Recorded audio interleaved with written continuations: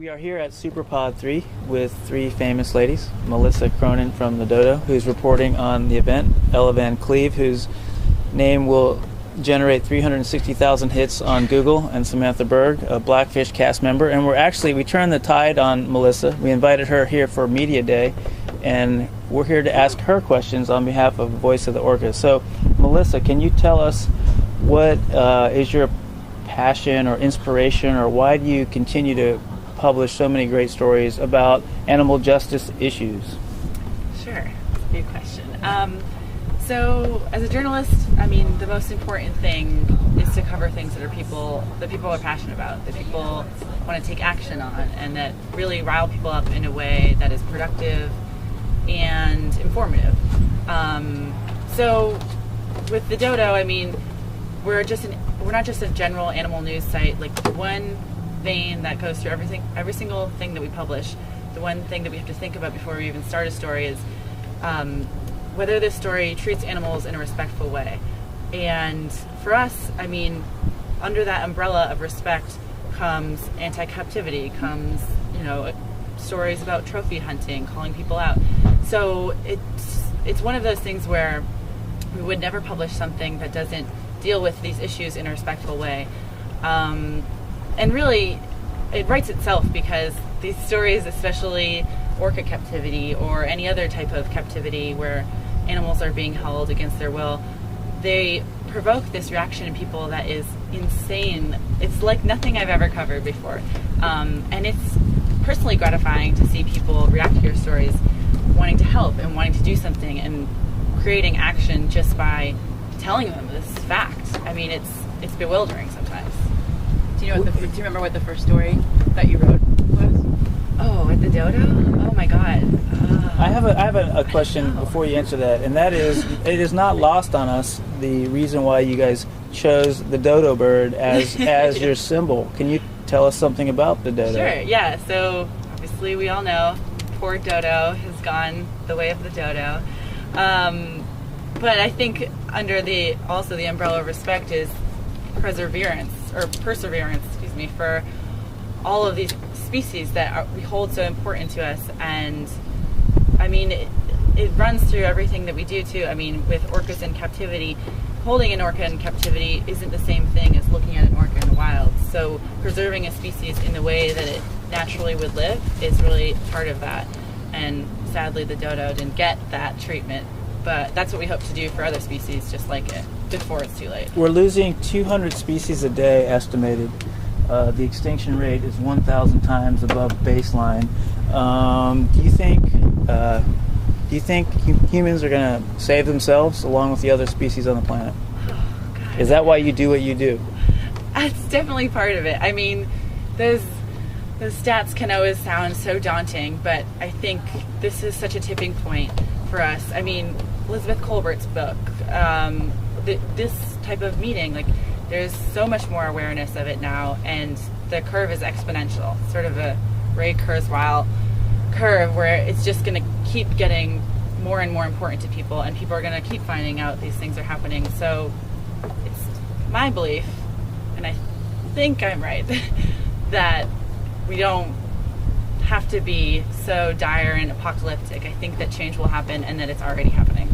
We're at 400 parts per million CO2 in the atmosphere. The emissions that are occurring today don't manifest for 50 years.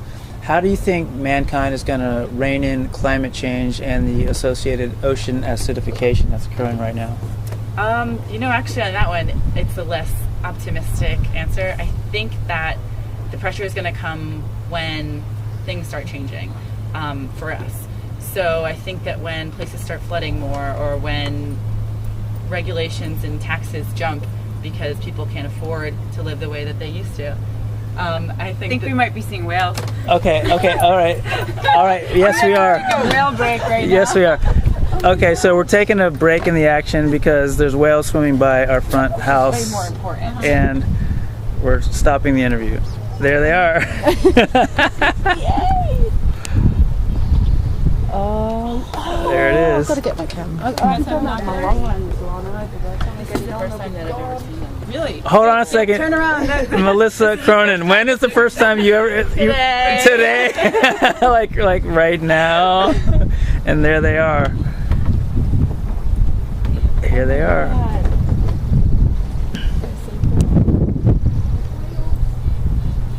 And a baby deer just went down the pathway. And a baby deer. Look, a little fawn. Oh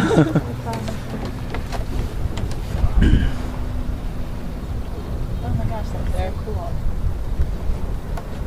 So can you guys identify them? Not from here.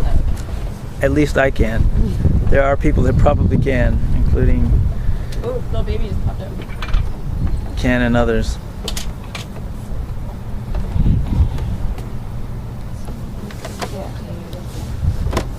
We've been seeing them off the deck all week long. There it is. Maybe.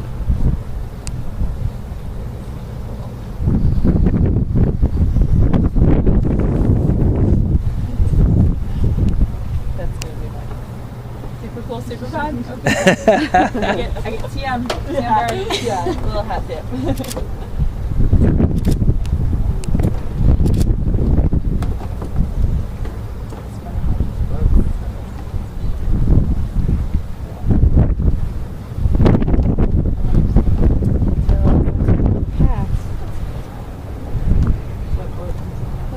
That one right there. That's about my 12 o'clock. Okay. There's a one. We'll probably go under them.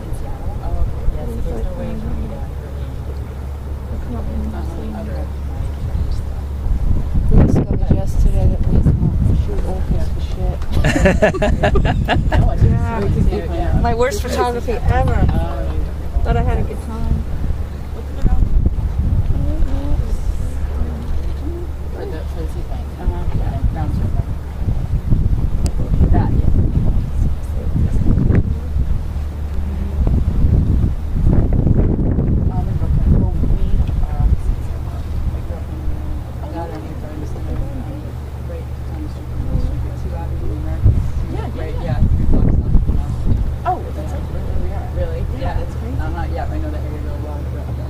There's a hotel on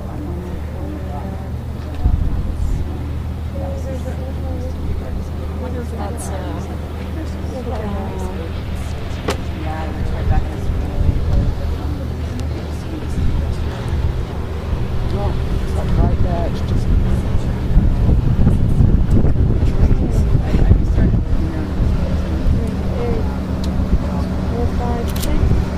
two of them together, side by side.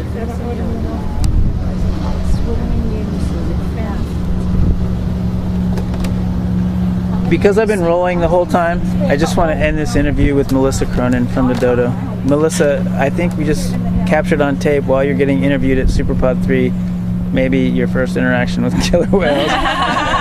What was it? What does it feel like to see him? It's great. I mean, it's insane to be writing about this topic for the past almost a year and never have even had any contact with it, whether that means almost 500 feet away.